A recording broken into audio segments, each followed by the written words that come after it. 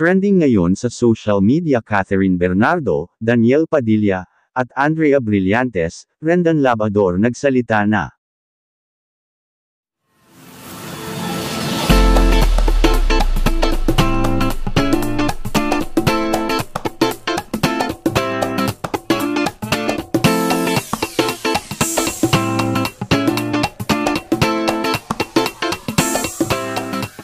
Rendan Labrador, pinayuhan si Catherine Bernardo na mag-gym na lang.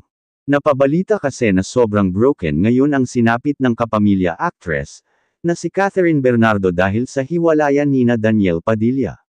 Naniniwala si Rendan Labrador na puntahan ng mga broken-hearted ang gym kaya naman inaya niya rito ang aktres na si Catherine Bernardo. At ayon kay Rendan, kung si Catherine ay iniwan ni Daniel Padilla, ang gym ay hinding-hindi siya iiwan. Message to Cat Gym ang puntahan ng mga broken-hearted. Kung iniwan ka ni DJ, ang gym hinding-hindi ka iiwan yan. Handa naman si Rendan na tulungan si Catherine na mag-move on.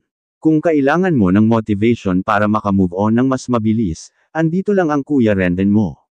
At confirmed na kamakailan lang ay sa pamamagitan ng pag-post sa Instagram, inanunsyo ng Katniel ang kanilang hiwalayan. Kapatid, ano sa palagay mo? Itong si Rendan Labrador, nakakatulong ba ito sa industriya ng showbiz? E-like, comment at huwag kalimutan mag-subscribe. Salamat at mabuhay!